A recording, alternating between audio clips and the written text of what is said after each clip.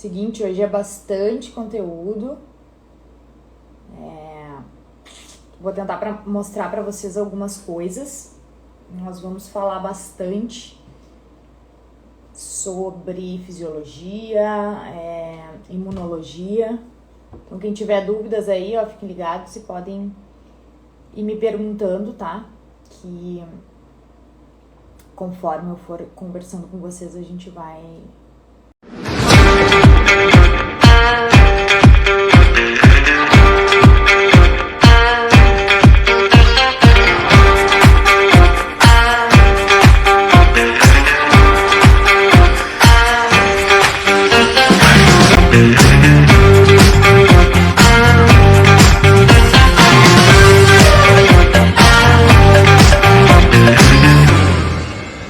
resolvendo essas dúvidas, tá?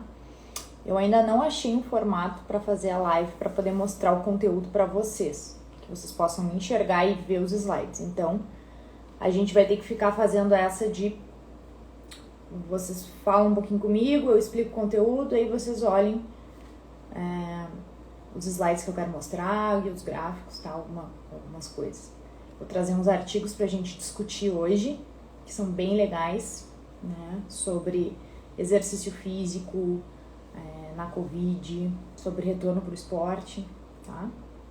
Então, vamos tentar fazer esse jogo de vai e volta aí.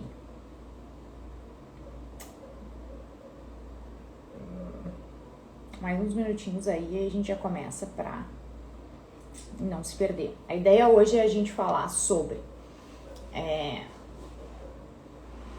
um pouquinho, relembrar o conceito e a fisiologia do Covid, né, para que vocês possam entender lá na frente, lá atrás, né, o porquê que o exercício físico tem relação com a melhora, né, com a atividade física e com os mecanismos que ele utiliza, né, para ser benéfico. Vamos falar um pouquinho sobre processo inflamatório, que é importante, tá? Vocês entenderem, para fazer o link lá no final, entender sobre exercício, tá bem? E aí, vamos falar um pouquinho sobre, né, o que a gente pode ter de atividades aí, de como que a gente pode orientar os nossos clientes a respeito, né, a respeito dos exercícios, tá? Então, meu povo, seguinte, tá? Vamos ver como é que eu vou fazer com vocês.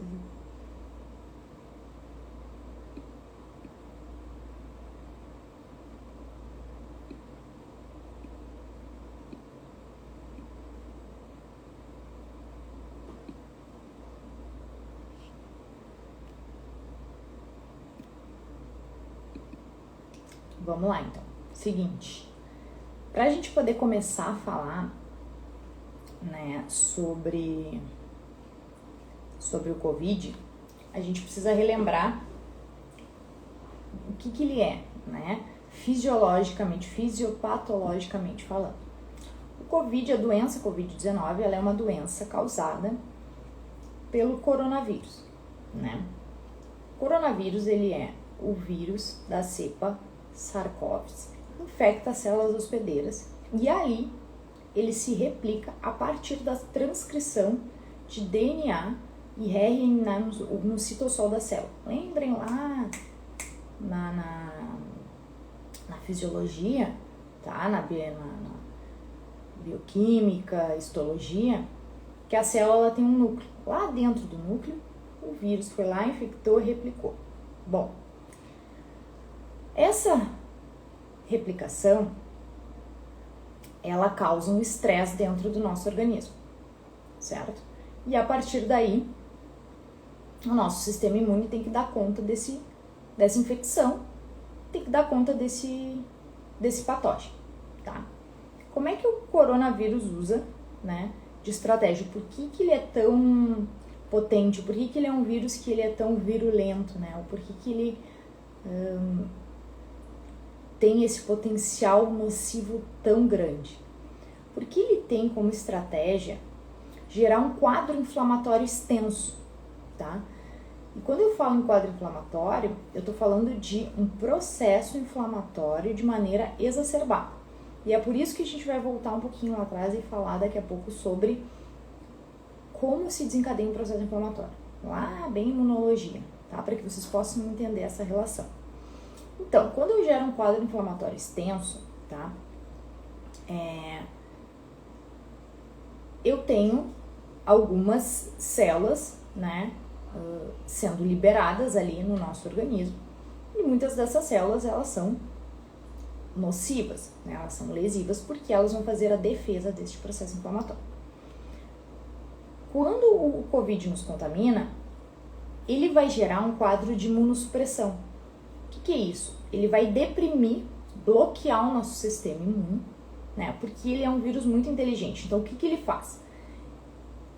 Ele pega, invade as nossas células e diz pro nosso sistema imune, não, vocês não vão conseguir chegar, vocês não vão atuar, vocês não vão conseguir fazer a defesa de vocês. E nisso ele vai se replicando, porque a estratégia viral dele é gerar um quadro de imunossupressão do nosso organismo. Tá? E essas células virais, elas vão se replicando silenciosamente e inibindo o nosso sistema imune. É como se a gente pegasse aqueles carrinhos de corda, né? Esse é o vírus, se replicando. E quando o nosso sistema imune diz, não, agora eu vou, ele vem de forma descontrolada, liberando um monte de citocina, tá? Um monte de células que vão fazer a defesa do nosso organismo, só que em demasiada quantidade, elas acabam fazendo um processo inverso, que não é só de destruição das células infectadas, mas ela vai destruir todas as células e todos os nossos tecidos, tá? Que é o que a gente chamava na época e o que a gente chama até hoje de tempestade de citocina, tá? E essa tempestade de citocina, que são essa grande quantidade de citocina liberada pelo nosso sistema imune, ele provoca o dano tecidual, né? E o dano tecidual, no caso do Covid, ele vai ser prioritariamente no pulmão e no sistema renal, tá?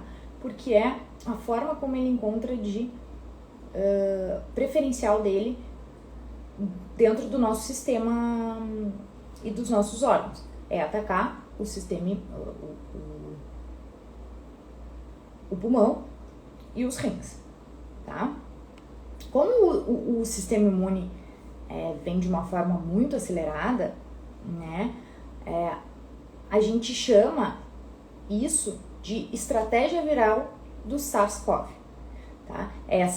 Esse bloqueio do sistema imune, e aí ele imunossuprime o nosso corpo, e quando o nosso sistema imune vem, ele vem de forma avassaladora, né? Liberando citocina e toxina, tanto para combater o vírus, quanto para lesar os nossos tecidos, tá?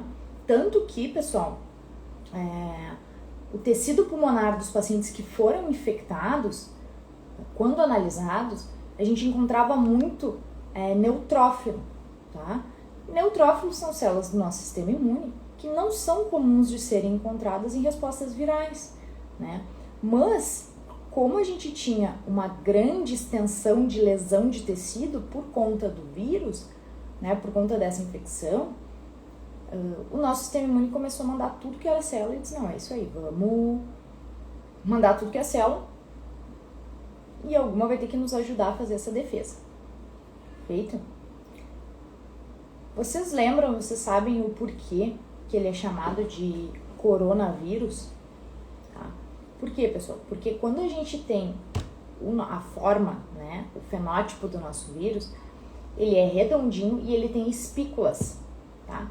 E essas espículas, elas são parecidas com coroas, né? Então, foi dado o nome de coronavírus por conta dessas espículas que estão envolvidas, né, ao redor do nosso vírus, tá? E é por isso que a gente chama de coronavírus, tá? Vamos lá. Para que a gente possa entender, então, como que funciona essa estratégia viral, preciso falar um pouquinho para vocês, né, relembrar como é que funciona o processo inflamatório, tá? Por quê, pessoal? Porque para que vocês entendam, né, como que o exercício vai atuar, né, lá na reabilitação pós-Covid, a gente precisa entender como que funciona o processo inflamatório, porque é a partir daí que a maioria dos vírus se desenvolvem, né? A maioria dos vírus causam, né, um processo inflamatório. Então, assim, para que a gente desencadeie um processo inflamatório, né, a gente pode ter 3 mecanismos que levam a isso, tá? O primeiro é uma infecção, que pode ser uma resposta contra um patógeno, e esse patógeno ele pode ser um vírus, ele pode ser uma bactéria, ele pode ser um fungo. Eu posso ter um processo inflamatório por conta de um dano tecidual, por um trauma, por um corte, né, por qualquer dano que cause lesão ao meu tecido. E eu posso ter um mau funcionamento de um determinado tecido. Tá? Se um determinado órgão, um determinado tecido do meu corpo ele não funciona de maneira adequada, eu vou gerar uma resposta, né, que vai desencadear um processo inflamatório. Tá? Então pensem comigo, o que aconteceu lá no Covid? Eu tinha um vírus, este vírus, ele infectava as minhas células e a partir daí eu desencadeava um processo inflamatório. Como que funciona este processo inflamatório? Vocês sabem que o processo inflamatório, ele é um processo de defesa natural do nosso organismo que precisa ocorrer para que a gente possa ter e criar as nossas barreiras de defesa, tá? Porém, ele tem que ser de forma controlada, porque se ele for de forma exacerbada, a gente vai ter uma grande e exagerada resposta que pode causar mais lesão tecidual. Portanto, tá? Pensem comigo.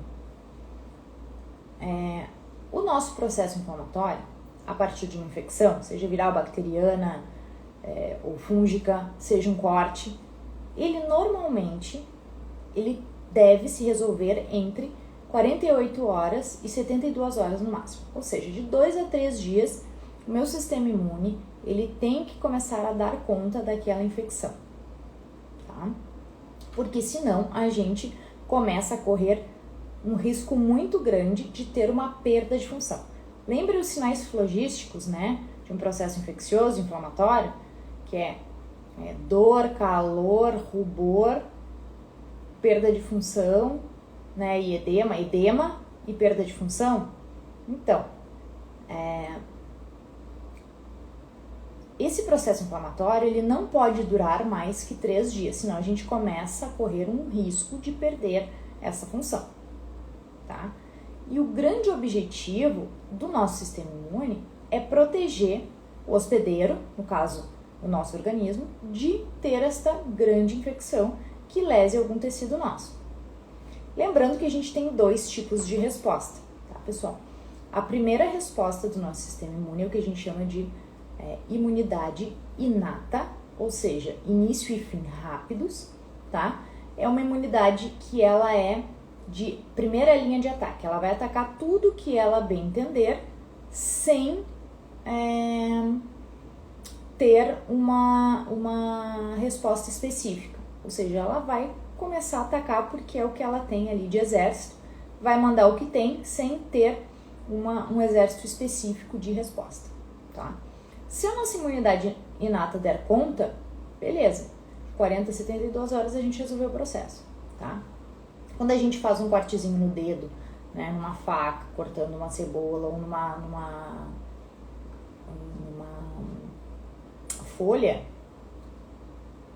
a gente faz o quê? Um processo de cicatrização, um processo inflamatório, cria, né, uma cicatriz e fecha. 2 a 3 dias, ok, fechou. Bom, eu tive uma outra infecção, uma infecção de garganta, uma coisa mais forte, né? Por exemplo, uma infecção por Covid, eu não resolvi em 48 horas, 72 horas. Bom, aí entra a minha imunidade adaptativa, que é o meu exército mais forte, mais treinado, né? que ele já tem, né, ele já gera memória, ou seja, ele já vai entendendo as estratégias que os vírus podem causar, né? E ele é aquela resposta que manda linfócito T, né, linfócito B, resposta humoral. Então já é uma imunidade mais inteligente que vai estar mais ligada em entender qual é o nosso processo, quais as vias do nosso processo inflamatório. Tá? Dito isso, o processo, então, de imunidade inata, lembrando, não tem memória, tá? Se ele passa dessa fase, tá? Ele vai iniciar, então, um processo de resposta da nossa imunidade adaptativa. E este processo, ele começa lá pelo 7º, 10º dia, né? Então, a ideia que a gente tem do nosso sistema imune é que a gente resolva o nosso problema, a nossa infecção, até 48 horas, o mais rápido possível, mesmo que a gente não crie memória, mesmo que seja de qualquer jeito, tá? Porque o quanto mais rápido eu resolver, menor é o dano para o meu tecido e para a minha saúde. Feito? Vocês sabiam, pessoal, que a cada 20 minutos as bactérias se replicam dentro do nosso organismo? Então vocês imaginem, se eu tenho uma infecção bacteriana de garganta, a cada 20 minutos as bactérias elas estão deixando novas cepas. E o nosso sistema imune tem que dar conta. Então, vocês imaginem a nossa infecção pelo Covid, que o sistema imune ele bloqueou, né, que o vírus tem essa estratégia de bloquear o sistema imune, justamente para que a nossa imunidade inata não seja ativada. E aí, quando essa resposta vem, ela já vem atropelando, certo? Pois bem, quando então o sistema imune ele se passa, ele não consegue então fazer essa resposta de imunidade inata, vem a resposta adaptativa. Se a resposta adaptativa também não dá conta, né, que foi o que acontece no Covid, a gente tem uma resposta imune exagerada. E aí a gente leva esse dano tecidual. A consequência disso, pessoal, dessa resposta exagerada, é que a gente pode desenvolver algumas doenças, como por exemplo as doenças autoimunes. Por quê? Porque o nosso sistema ele vai acabar confundindo as nossas próprias células com as células do patógeno, daquilo que infectou. Porque às vezes sim, às vezes a estrutura do vírus ou da bactéria, ele é muito parecida com as estruturas dos nossos componentes, né? Com uma proteína, né? Com alguma enzima. E aí o nosso corpo, o nosso sistema imune, ele não consegue diferenciar, ele diz, bom, na dúvida, vou atacar todo mundo. E aí sim, quando eu tenho uma resposta muito grande, tá? Eu acabo que posso gerar uma doença autoimune. Portanto, a gente precisa cuidar com os nossos processos infecciosos, bem como as septicemias, que também são provocadas pelo sistema imune. E o que acontecia no Covid, pessoal? Por que muita gente veio a óbito? Porque o nosso sistema imune estava bloqueado e quando ele fazia essa resposta, ele atacava muito rápido os nossos tecidos e o nosso corpo ficava em estado de septicemia. Tá? E com isso, a gente tinha uma infecção generalizada, que é o que chama, né? E aí o nosso corpo ele não tinha mais condições de resposta a esse processo inflamatório. Então, de fato, não é só a carga viral do nosso corpo, né? Porque muitas vezes os pacientes, eles já tinham passado a fase do vírus, eles já não tinham mais o vírus, mas eles tinham esse processo inflamatório exacerbado. E no fim das contas, o que levava a óbito era o processo inflamatório exacerbado, que fazia dano tecidual e os pacientes acabavam vindo a óbito, tá? Por quê? Porque o que pode dar errado quando eu tenho essa resposta exacerbada, tá? Além das doenças autoimunes, eu posso ter processo de fibrose, que é o que acontece nos DPOCs, tá? O paciente DPOC tem uma resposta crônica a um processo inflamatório, ou seja, ele está sempre produzindo resposta inflamatória, sempre produzindo processo inflamatório, sempre o nosso sistema imune está defendendo alguma coisa. E ele causa o quê? Fibrose, lesão no tecido pulmonar, e como consequência dessa lesão, a gente vai ter uma fibrose no nosso tecido pulmonar. Além disso, as metaplasias, tá? Que são os crescimentos anormais de células, que Quando a gente fala em crescimento anormal, o que é? São crescimentos de células tumorais, né? Então, essas células tumorais, elas podem vir a se desenvolver a partir de um processo inflamatório exacerbado e de uma defesa exacerbada do nosso organismo, certo? Quanto mais tempo eu ficar, então, com a infecção dentro de um processo inflamatório, mais a chance eu tenho de ter este dano tecidual, né? Ao mesmo tempo, quando eu tenho um estresse tecidual, um mau funcionamento, né, dos meus órgãos, eu vou ter uma adaptação a esse estresse, né? Ou seja, quando a gente faz uma lesão, a gente acaba se adaptando, como por exemplo, quando a gente treina um músculo. Tá? Quando eu vou lá na academia e treino, eu faço lesão na minha fibra, né, nas minhas células musculares, né, nos meus miócitos, nas minhas fibras musculares. Mas a gente já é no processo de adaptação. E esse processo de adaptação, ele é favorável, né? Então, assim, eu preciso criar uma resposta.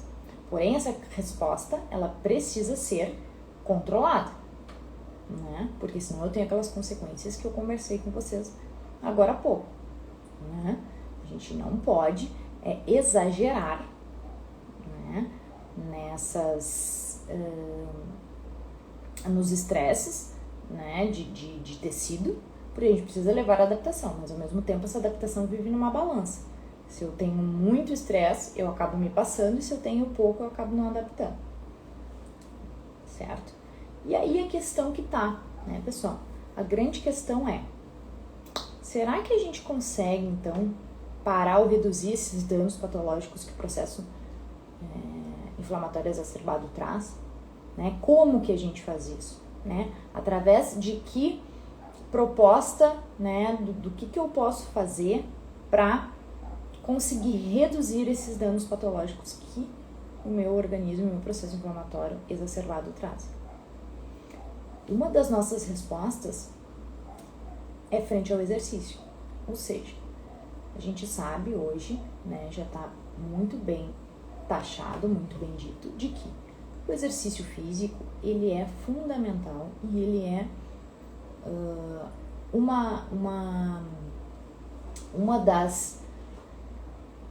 um dos fatores que contribuem para a nossa melhora do sistema imune, a nossa melhora de capacidade e condicionamento frente a uma invasão, né? Frente a uma infecção, né? E é isso que eu quero explicar para vocês, o porquê, né, que o exercício físico, de que forma que ele contribui. Por que eu expliquei todo o processo, né, inflamatório? Porque a gente sabe que o exercício físico, ele produz adaptações do nosso corpo que vão nos levar a ter um sistema imune mais forte, né? Um sistema imune mais controlado, mais inteligente, tá? E quando eu tenho um corpo mais ativo, um corpo mais inteligente, né, um corpo mais adaptado, eu tenho uma resposta mais positiva frente àqueles invasores, que são os patógenos que eu conversei com vocês. Dito isso, pessoal, eu quero ver se eu consigo mostrar para vocês um pouquinho um artigo que foi publicado lá em 1994 pelo Newman, tá? Que é um pesquisador antigo, e ele fez, né, um dos pioneiros, não antigo, né, um dos pesquisadores pioneiros em exercício e sistema imune, né, em que ele propôs um dos primeiros estudos, né, que correlacionava, então, exercício físico e sistema imune, tá? E o que ele propôs? Ele propôs um modelo que a gente chama de curva em J, tá? Eu vou mostrar para vocês agora em seguida como é que funciona esse gráficozinho para vocês entenderem, tá? E ele observou, então, 3 níveis de atividade física e a variação, né, das infecções no trato respiratório de maratonistas. E o que ele pôde observar, então, pessoal? Ele pegou 3 níveis de atividade física, leve, moderado e intenso, né? E observou quanto que esses atletas tinham de infecção no trato respiratório durante um determinado tempo. E o que ele viu? Tá? Ele viu que indivíduos sedentários, ou seja, que não praticavam nenhum tipo de atividade física, tinham risco moderado de desenvolver infecções de trato respiratório. Em contrapartida, já aqueles indivíduos que realizavam algum nível moderado de atividade física, eles tinham um risco abaixo da média de desenvolver infecção respiratória. Em contraponto, aqueles que tinham alto nível de atividade física, ou seja, que treinavam em alta intensidade, eles tinham o dobro de chance de ter infecção respiratória. Ou seja, no ponto aqui eu tenho os indivíduos sedentários, tá? Que tinham um risco moderado de desenvolver infecção respiratória. Aqui embaixo eu tinha os indivíduos que praticavam atividade física de moderada a leve, e eles tinham abaixo da média de risco, ou seja, mais baixo, né? Eles desenvolviam menos doenças respiratórias do que os sedentários. Já aqueles indivíduos que treinavam em alta intensidade, eles tinham um nível de chance de ter infecção de trato respiratório muito mais aumentado. E aí ele começou a se perguntar, por quê? Por que que indivíduos sedentários, ou seja, que não fazem nada, têm infecção de trato respiratório, e indivíduos que têm alta intensidade de treinamento também têm, né, maior risco de infecção respiratória, né? E aí ele começou a entender e avaliar isso, né? E perceber que a gente precisa ter uma ponderação em exercício físico. Por quê? Porque o exercício físico, ele também é pró-inflamatório.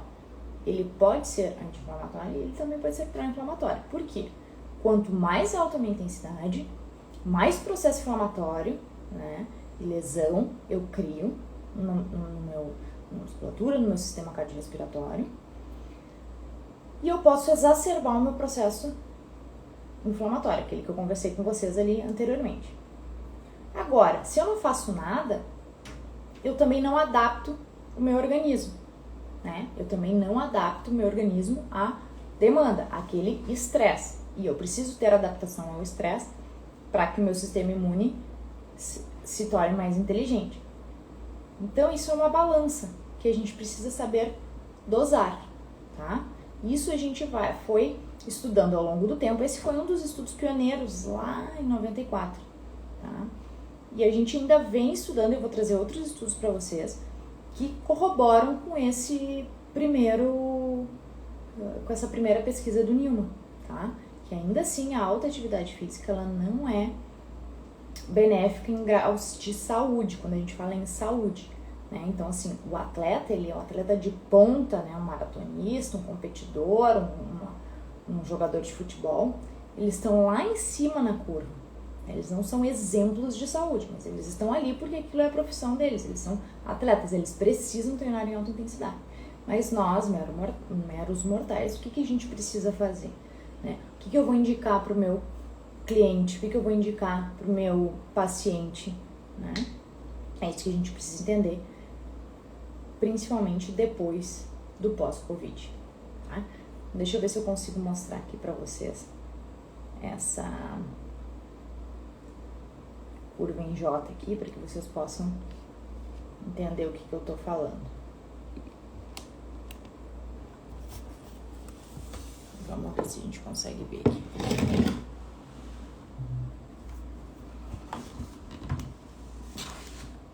Deixa eu virar aqui para vocês.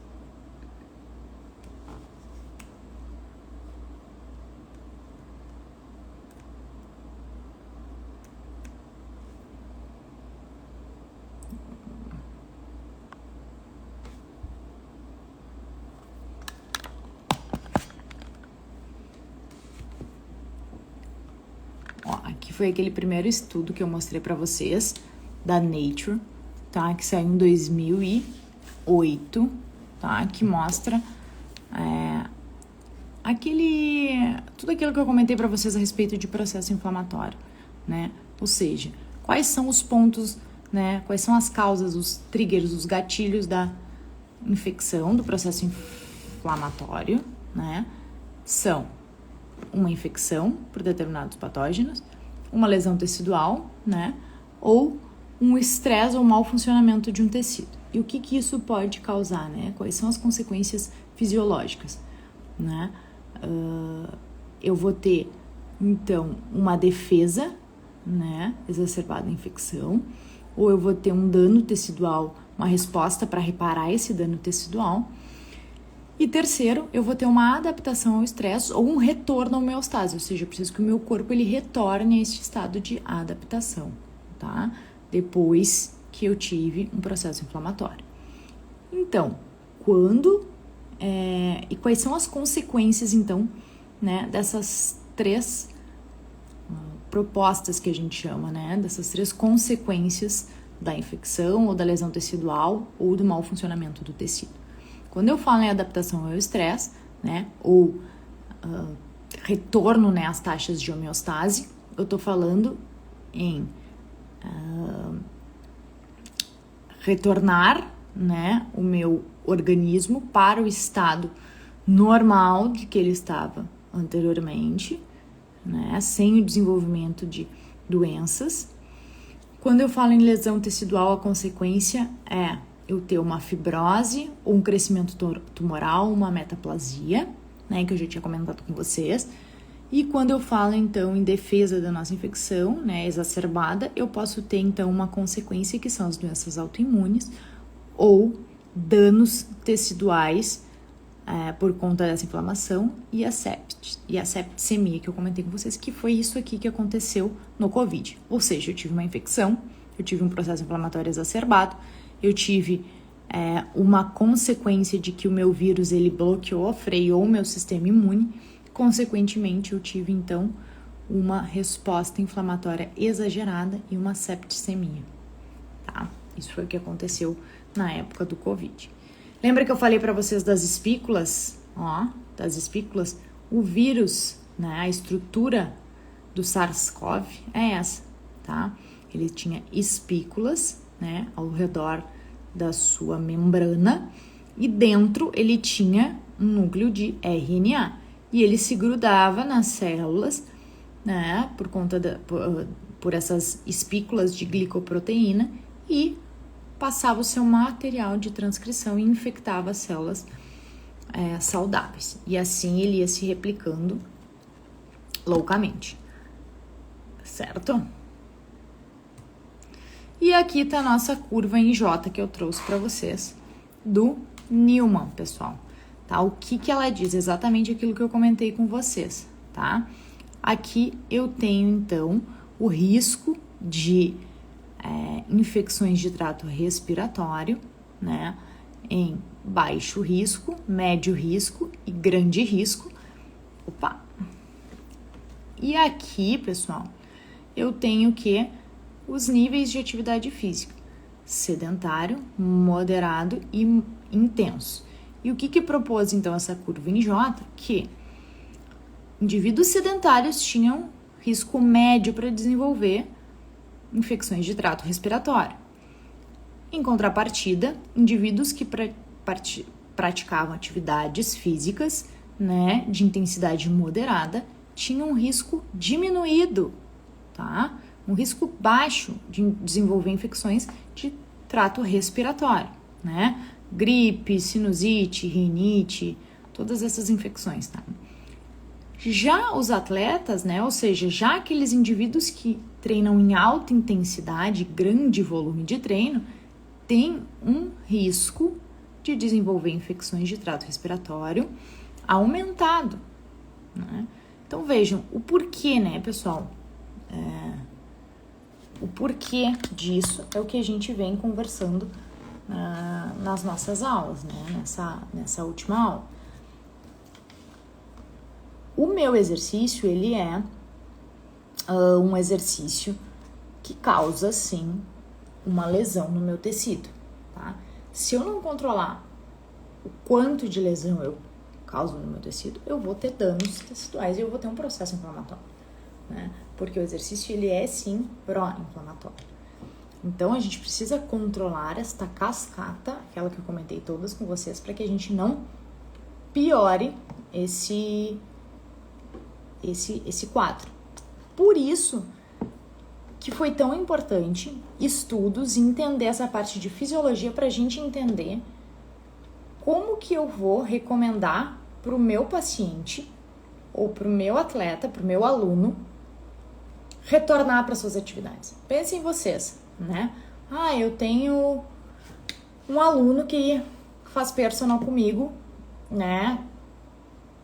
3 vezes na semana, né? 4 vezes na semana. Teve Covid e quer voltar a treinar. Teve Covid há 2 semanas atrás e já quer voltar a treinar nas mesmas intensidades que ele treinava antes. É possível? É recomendado? Melhor dizendo. É isso que a gente precisa entender, né, pessoal?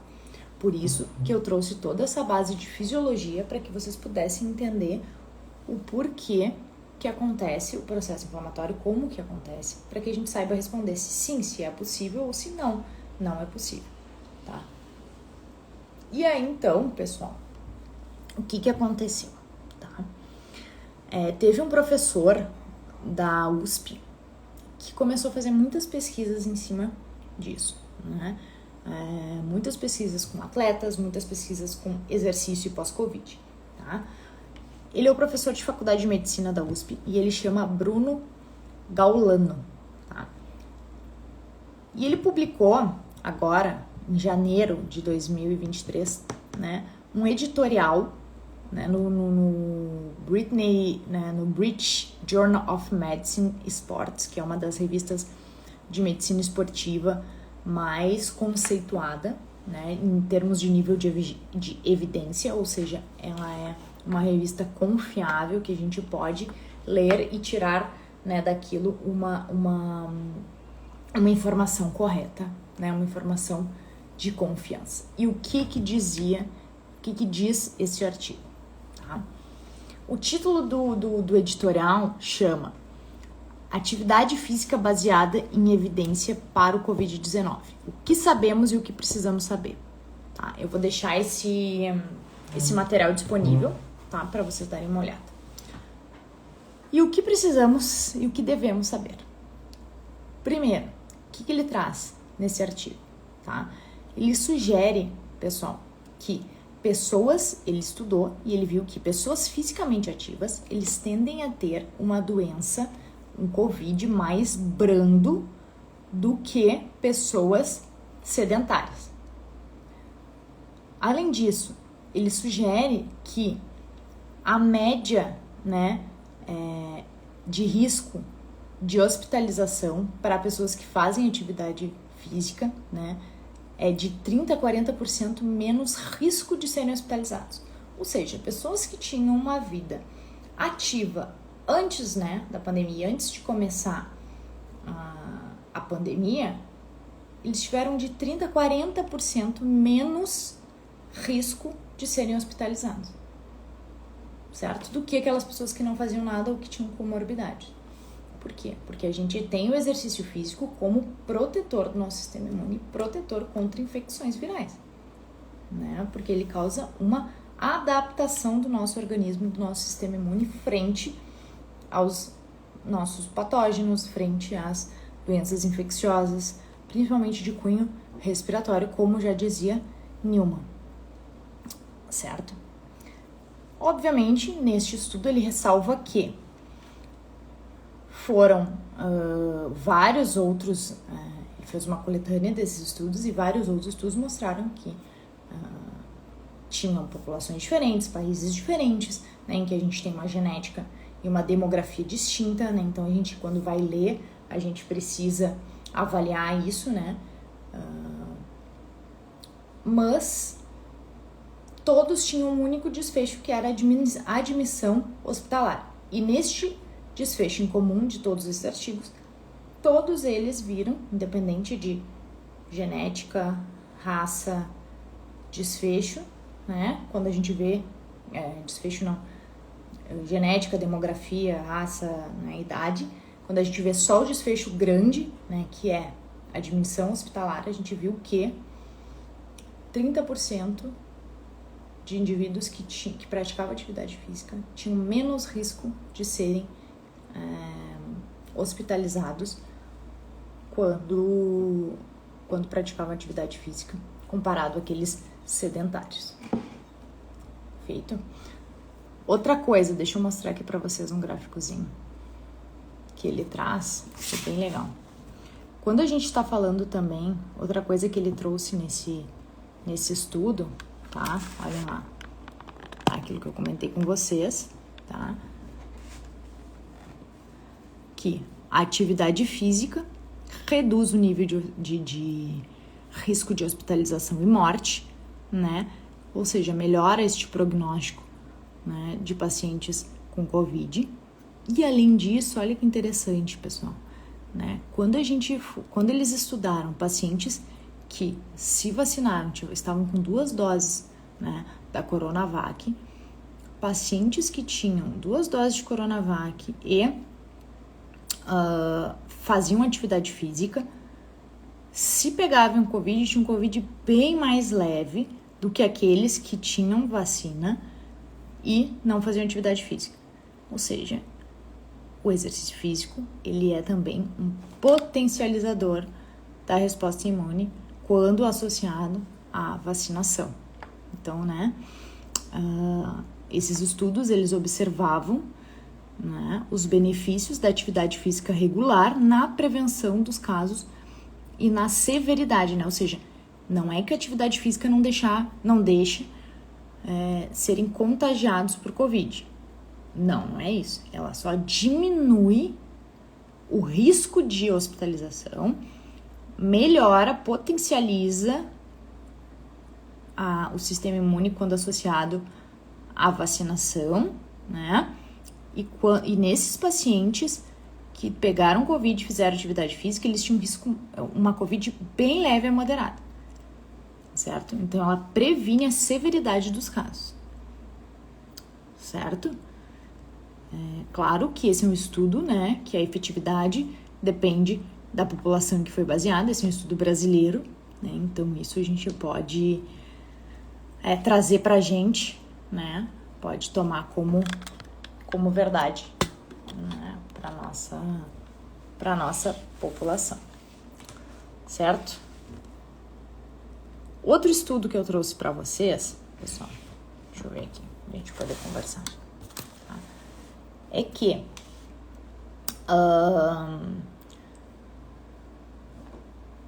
o mesmo autor, tá? Ele publica vários estudos nessa mesma linha. E um outro estudo dele, de 2021, agora de julho de 2021, que também saiu na BJSM, né, na British Journal of Sports Medicine, mostrou que atletas profissionais de futebol geralmente desenvolvem uma doença leve quando foram infectados por Covid, né? Então, a gente tem uma alta taxa além disso, de desenvolverem uma doença leve, se teve uma alta taxa de infecção de Covid quando eles retornaram pro futebol. Como assim, prof? Ele fez um estudo em que ele pegou todos os atletas de futebol do estado de São Paulo, diversas categorias, diversas idades, tá? E avaliaram. Lá eles ficaram um tempo em isolamento, como todos nós, e quando eles retornaram às atividades, essa taxa de infecção ela subiu, tá? Porém, em contrapartida, a taxa de infecção subiu, mas a severidade dos casos diminuíram. Por que isso, pessoal? Lembra que a gente conversou? Lembrem lá do estudo do Newman. Porque quanto maior a intensidade do exercício que eu faço, mais o meu corpo entra em estresse, e aquele equilíbrio da homeostase e da adaptação, ele sobe. Ou seja, eu tenho mais estresse, mais chance, diminui a minha imunidade, infecção, né? Agora, alto nível de treinamento, né? Já tenho meu corpo um pouco adaptado, vou ter uma resposta mais rápida, baixo o meu nível de severidade da doença. Certo? Deixa eu mostrar para vocês.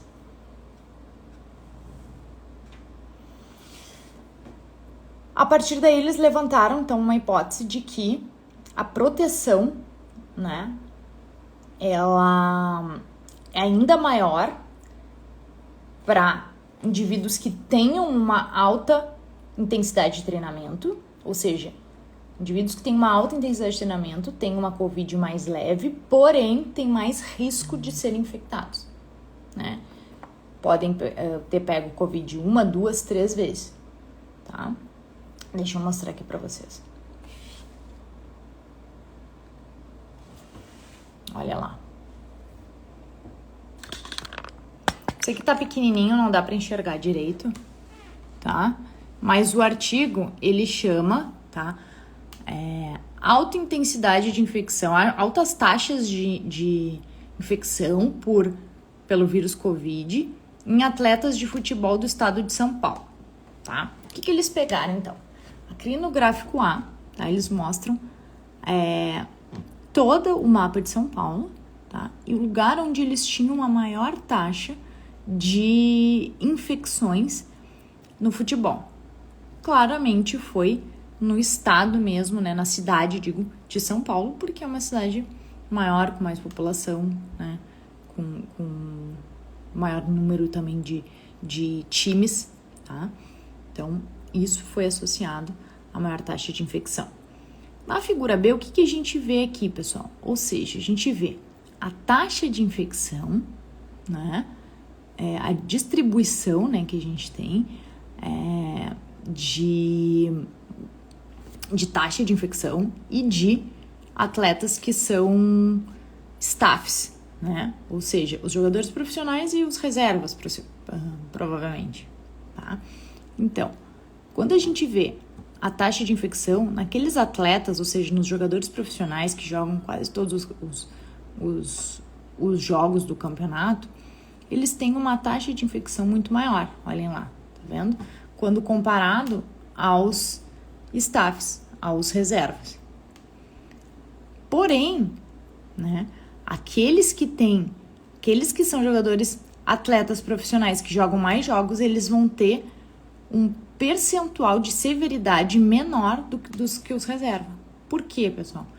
Porque eles treinam e eles têm maior nível de atividade física. Aqui a gente consegue ver bem certinho, ó, essa taxa, tá? Lá na figura C, pessoal, o que a gente tem, né? A gente tem um gráfico que mostra a taxa de infecção de atletas dividido por idade e sexo, tá? Ou seja, as infecções nos homens eram maior do que nas mulheres, tá? Acredito que aqui seja maior porque a gente tem muito mais atletas homens no futebol do que mulheres, tá? E a taxa de infecção por idade, pelos grupos de idade, são quanto mais novo, menor o percentual de infecção. Podem ver, de 14 a 18 anos, a gente tem só 8,8, mais ou menos,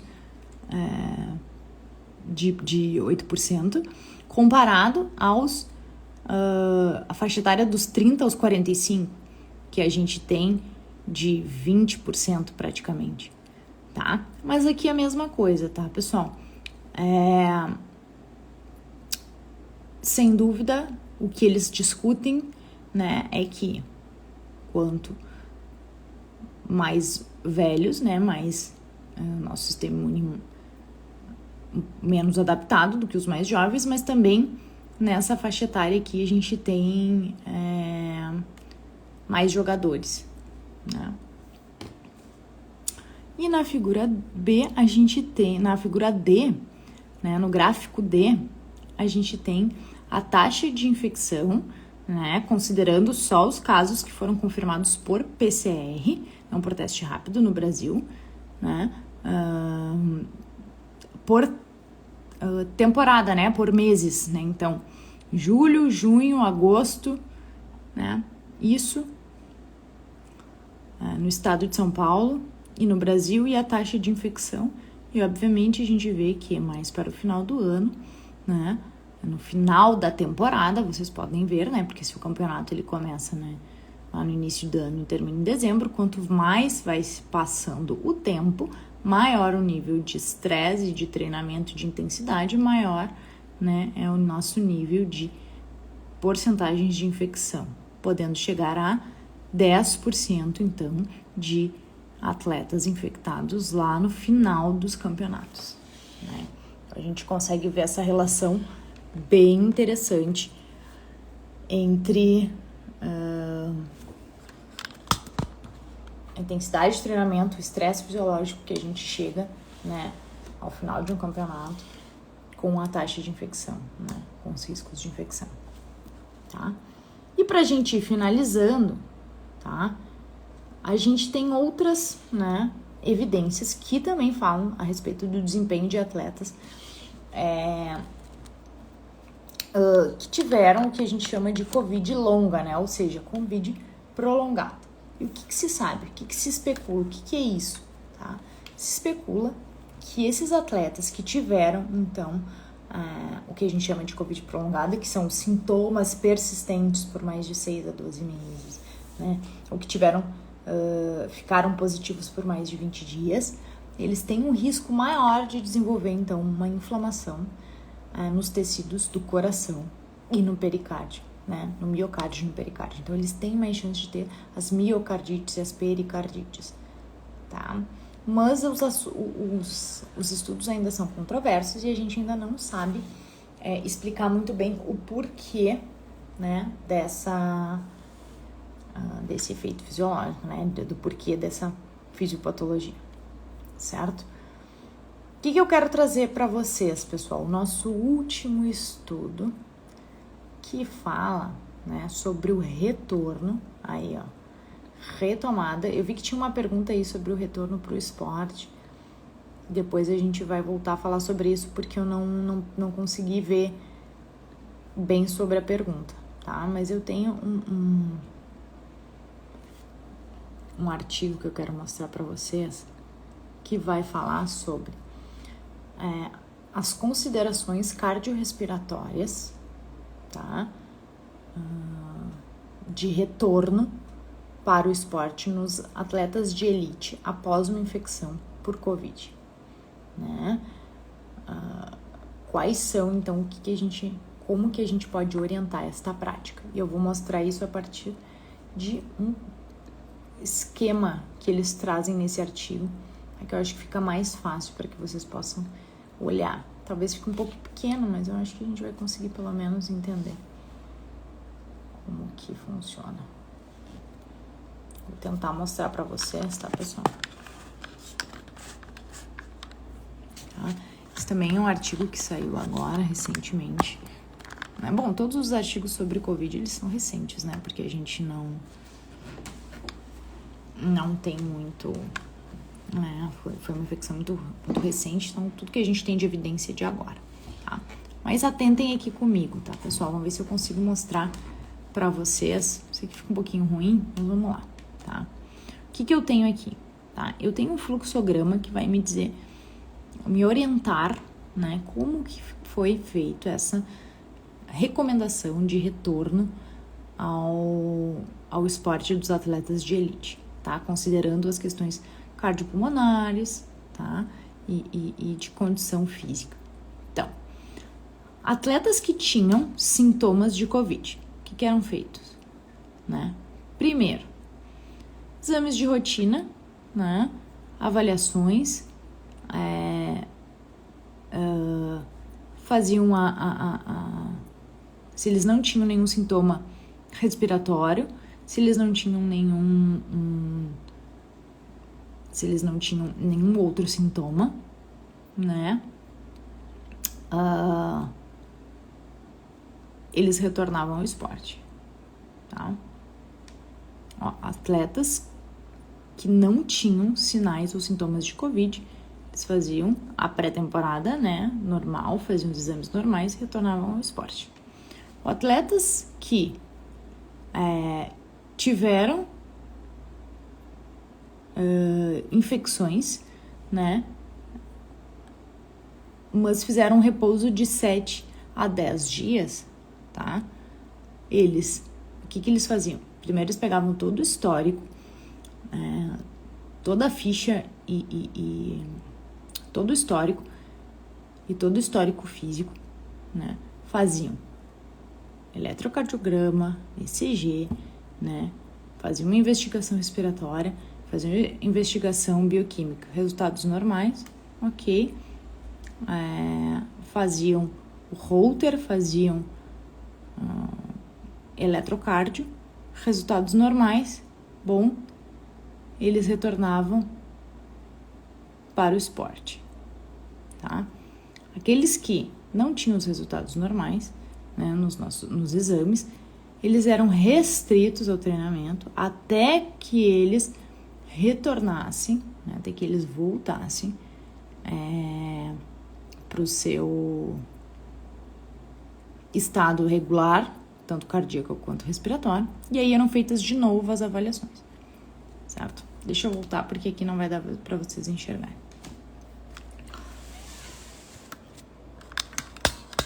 Então, tá? Eita. Portanto, tá? Quando que a gente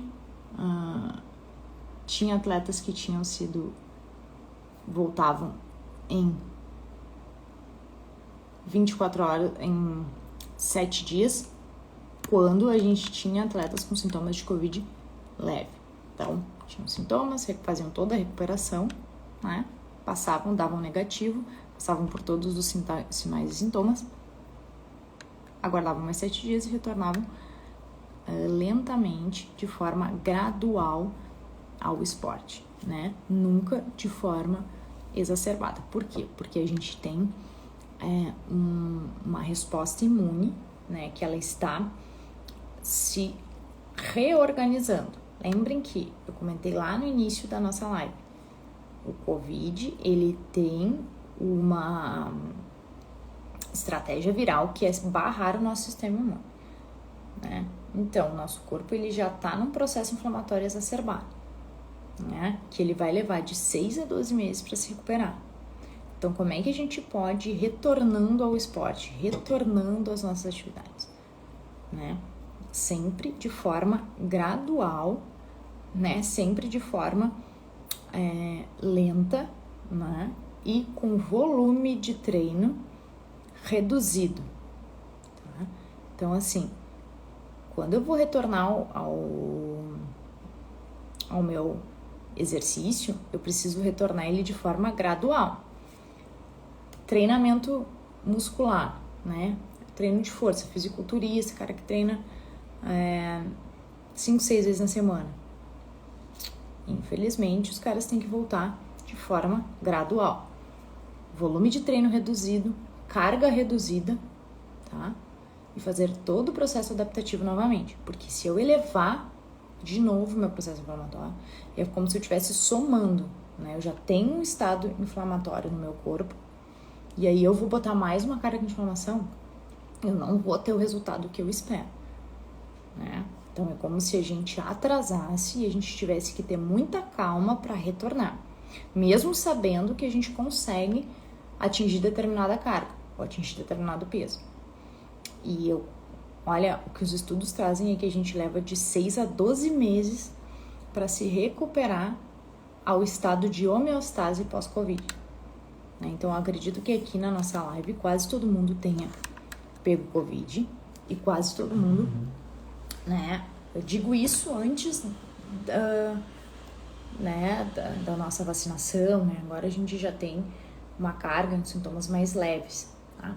Mas assim, tudo depende, esse retorno ao esporte, ele depende, né, de como foi o nosso Covid, se ele foi leve ou moderado, né, ou grave, se ele teve necessidade de internação ou não, né, quanto tempo que a gente ficou nessa internação ou não, quantos dias que eu tive, quais sintomas, mas a gente sabe que o processo ele é o mesmo, a gente tem o nosso corpo tentando retornar à homeostase, tá?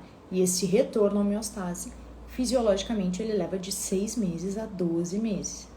Ou seja, a gente ainda tem mais um grande tempo. Claro que a gente não vai deixar para retornar 1 ano depois ao exercício, não. Mas quando a gente for fazer o retorno, a gente precisa fazer em intensidades muito graduais, né?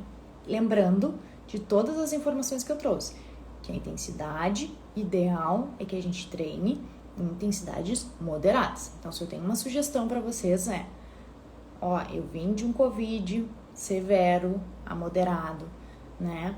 Ele foi um Covid mais longo, demorei mais para me recuperar, tive reinfecções de Covid, quero voltar a treinar em alta intensidade. Bom, a gente vai ter que passar por todo um processo adaptativo que leva de 6 a 12 meses, treinando em intensidade moderada, para que a gente possa colocar o nosso corpo em estresse novamente, tá?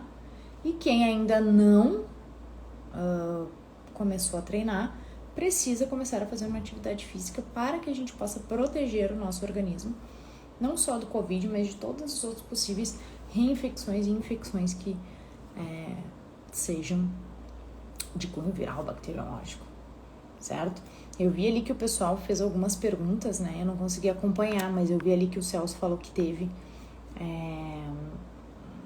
que passou por isso, né? Que ele tinha uma exigência de treinamento muito grande. Isso é verdade. Quanto mais a tua exigência de treino, mais a chance de tu ter, né, ser infectado pelo Covid, mas a tua, possivelmente, né, provavelmente, a tua infecção ela seja mais leve. E aí o retorno para o esporte, ele é um retorno mais gradual, até que tu possa atingir o teu pico novamente, que deve ser ali em torno de 6 a 12 meses daquilo que tu vinha treinando antes, né, sem colocar em estresse, né, o teu corpo, porque senão é impossível que tenha uma reinfecção, tá? E hoje a gente está falando de Covid, né, pessoal, mas a gente pode trazer isso para outras infecções, né, e exercício físico. Teve uma outra pergunta que eu não consegui ver. Aqui, Celso, agora eu consegui, que tu é atleta de fisiculturismo e em 2020 teve Covid grave, ficou 12 dias no UTI, 70% de acometimento, meu Deus. Realmente, tu conseguiu voltar a treinar? 2020, 21, 22, tu conseguiu voltar a treinar? Tinha acabado de competir, passei por um processo de desidratação e processo de cutting, ou seja, de corte, né, de carboidratos e dieta restritiva. Tem tudo a ver. Corte de carboidrato, dieta restritiva, sistema imune lá embaixo, alto nível de intensidade, infecção, nível de infecção lá em cima também. Tem tudo a ver. 12 dias de UTI, né? Não é fácil, em perda de massa muscular, a gente falou de sarcopenia, né? Então, 12 dias numa UTI entubado, perda de massa muscular gravíssima, né? Opa, desculpa, pessoal. Então é bem complicado. Tu conseguiu voltar a treinar, Celso? Voltou a fazer físio, pulmonar, reabilitação, perfeito. E depois voltou a fazer os treinos. Isso. Sim, aí depois ele teve uma lesão de slap, que é de ombro, A gente perde muita massa muscular, né? Fica muito enfraquecido, então é bem complicado. Mas que bom que tu te recuperou bem, que bom que tu... Opa, desculpa, pessoal, que tu conseguiu sair dessa. Não é fácil, não é fácil. E manter os treinos, né, Celso, isso é importante. Vá aos pouquinhos, recuperando, mas manter sempre ativo. Pessoal, eu que agradeço, adoro a interação de vocês. Obrigada, Celso, pela tua participação, gostei muito de interagir contigo. Pessoal que me acompanhou, eu sei que é um tema um pouquinho mais denso, né, que ficar ouvindo aqui não é fácil, mas aí, vale a pena, confiram, tá? Confiram as pós-graduações, quem tem interesse, tá? A gente vai estar lá falando sobre isso mais esmiuçadinho. Tem bastante conteúdo no YouTube também, não deixem de ver. Lembrem que até o dia 31 a gente vai estar aí com a promoção aí de desconto, tá? Para quem se matricular. Então vale a pena, deem uma olhada, né? Lembrem lá, ó. Fisiologia do exercício e biomecânica do movimento, reabilitação cardiopulmonar e ciências da reabilitação, né? E muitas outras que a gente tem aí para quem gosta, tá?